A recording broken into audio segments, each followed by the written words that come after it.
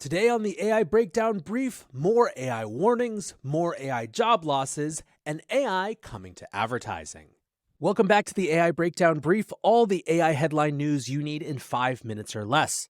Another AI pioneer is sounding the warning on AI. Just a couple of weeks after Geoffrey Hinton started his media tour warning of the concerns that he had with AI, his fellow 2018 Turing Award winner Yoshua Bengio is saying some similar things. In a recent interview with the Financial Times, Bengio pointed to the arms race in big tech companies as the key culprit in why things have gotten so much more dangerous. He said there is currently a lack of scrutiny being applied to the technology. Companies can rent access to ChatGPT, he said.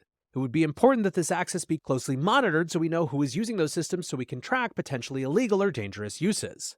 Discussing the constant one-upmanship between companies like Microsoft, OpenAI, Google, and Amazon, he said this race dynamic is a vicious circle. Now, Bengio signed the pause letter with more than 1,000 others recently, but he said that disagreement among AI experts around what the right course of action was in fact a signal that we should slow down. He said, if we disagree, it means we don't know if it could be dangerous. And if we don't know, it means we must act to protect ourselves. If you want humanity and society to survive these challenges, we can't have the competition between people, companies, and countries, and a very weak international coordination. Now, when it comes to what we need to do, he said, quote, like investments into CERN in Europe or space programs, that's the scale where AI public investment should be today to really bring the benefits of AI to everyone and not just to make a lot of money.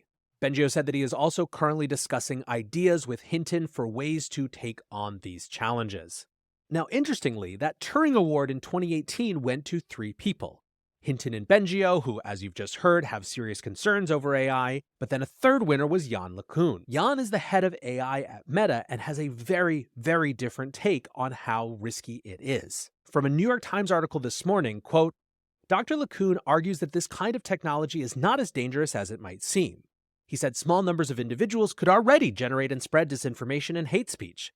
He added that toxic material could be tightly restricted by social networks such as Facebook. You can't prevent people from creating nonsense or dangerous information or whatever, he said, but you can stop it from being disseminated.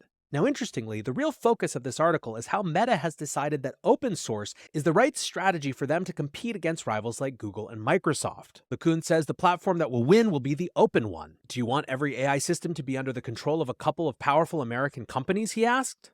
I don't know if this article was driven by a PR agency or just the New York Times happened to intersect with a rising narrative, but given that a couple weeks ago we saw that Google memo leaked about how open source was the right strategy to compete in AI, it's pretty interesting to see. Speaking of Google, another leak from that company has suggested, perhaps no surprise, that they'd be using new AI models to help improve ads as well as to help YouTube creators figure out what to create content around, what to call it, and provide other similar assistance. The report also said that Google is working on its own DALL-E or Stable Diffusion-like product for image creation. Now, while Google may be thinking about how AI can improve marketing, marketers themselves seem pretty concerned about the impact of AI on their industry. This is particularly true among search marketers who aren't sure what the future search experience is actually going to be like. They've built their entire business model around being one of a list of blue links on a Google page, and that might change dramatically if people just start listening to the oracle that is ChatGPT and Bard.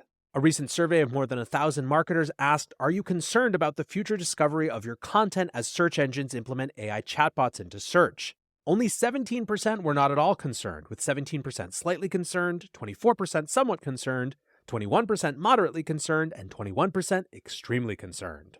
Speaking of concern, the latest news about job cuts by AI came today from British Telecom. The company says that they're going to cut up to 55,000 jobs by 2030, and in fact will be replacing thousands of those jobs with artificial intelligence tools. The total job cuts over the next decade represent about 40% of the workforce, and the CEO says that he expects around 10,000 of those jobs to be replaced by AI. Now, overall, a new World Economic Forum report on the future of jobs found that there will be roughly 14 million less jobs over the next 4 years. The WEF survey suggested that employers around the world estimate that between 2023 and 2024, 83 million jobs will be lost, while just 69 million new jobs will be created.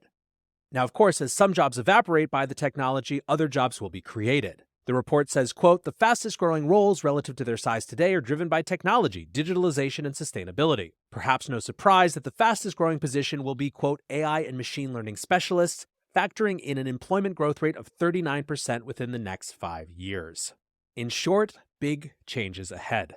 That's it for today's AI Breakdown Brief. If you are enjoying it, please like, subscribe, and share, and I'll be back soon with the main AI Breakdown.